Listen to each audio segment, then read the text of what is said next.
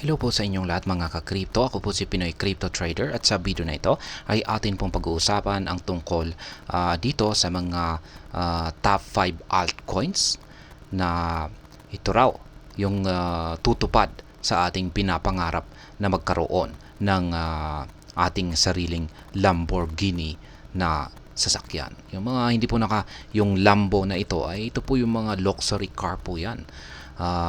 Kotse po ito ng mga mayayaman. Kaya iilan lamang po ang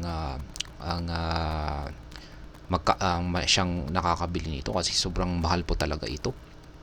Kaya yung talagang mga mayayaman lamang po talaga ang nagkakaroon ng ganitong klase ng sasakyan. Pero hindi naman yung ibig pong sabihin nito ay parang sinasabi rin dito ay yung parang ito yung mga 5 altcoins na magpapayaman sa atin. Yan po ang ibig sabihin nito. Hindi po ibig sabihin nito na talagang mabibigyan talaga tayo ng Lamborghini.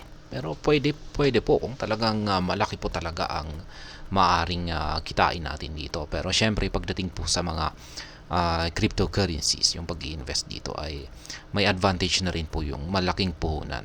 Kaya kung maliit po yung puhunan po talaga natin ay syempre malabok po tayo magkaroon ng Lamborghini or makabili ng Lamborghini. Kaya ayan, bago po tayo magpatuloy ay nais ko lamang po munang bigyang linaw ang aking disclaimer kung saan ang nilalaman po ng video na ito ay hindi po ito isang financial advice. For education and information purposes lamang po ang layunin nito. Maliban po dito ay nais ko na rin pong magbigay babala na wala pong kahit anumang group chat ang Pinoy Crypto Trader.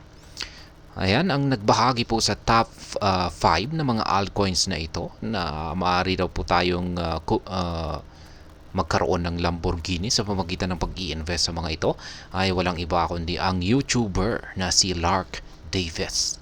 Yan, isa na rin po siyang, hindi lamang po siya isang sikat na YouTuber, kundi isa na rin po, kinikilala na rin po siya bilang isang crypto expert. Yan, at siya po ang nagbahagi sa mga top 5 altcoins na ating kikilalanin sa video na ito. Kaya yan, top 5 altcoins to buy now. Ito po. Yung unang-una ay itong si Jupiter or JUP. Ito po yung kanyang una na nasa kanyang listahan dito. Isa po itong native token ng Solana-based decentralized exchange. Yan, aggregator Jupiter. Yan, native token po siya. Yung pangalawa naman ay si Eurodrome Finance or Euro. Yan, isa na rin ang Eurodrome Finance ay isa po itong decentralized exchange na ginawa sa network ni Coinbase. Ayan, or blockchain ni Coinbase na tinatawag pong Base. Ayan. Yung pangatlo naman natin dito ay si Subsquid or SQD. Ayon po kay Ginoong Davis, si Subsquid ay kung saan ay isa pong blockchain indexing service na naka-tailor para sa Web3 ay ayan, siya raw po ang posibleng magiging Google of blockchain. Matindi po yan kung sakaling nagkatotoo yan. At yan, ang sunod naman dito ay si Oasis Network or ROSE. Medyo may ilang taon na rin po na lumabas itong si Oasis. At yan po ay nitong nakalipas na taong 2020.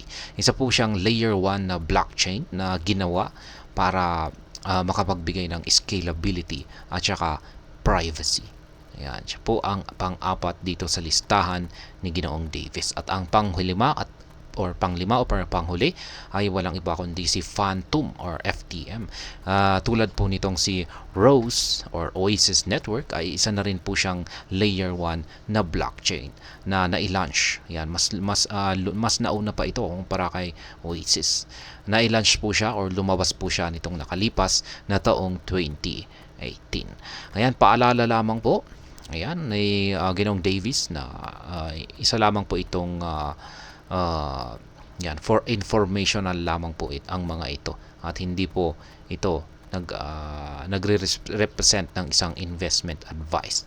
Kaya payo po ni Ginoong Davis ay kailangan po nating magsagawa ng haragdagang research or pagsasaliksik sa kanyang mga ibinahaging 5 altcoins dito na ayon sa kanya ay maaaring makapagbigay sa atin ng malaking kita. Ayan, sa pag-i-invest dito. At hanggang dito na lamang po tayo sa video na ito mga ka-crypto. Sana po ay inyong nagustuhan ang aking paliwanag sa video na ito. Kung inyo po itong nagustuhan ay pakiclick lamang po ang like button nito. Para naman po sa mga bago lamang dito, kayo po ay aking inaanyayahan para mag-subscribe. Pakiclick na rin po ang bell icon nito dahil ito po ang siya magsisilbing notification nito sa mga bago kong videos na akin pong ina-upload sa aking YouTube channel na ito. Marami pong salamat sa panonood. Ingat po tayo lagi at God bless po sa ating lahat.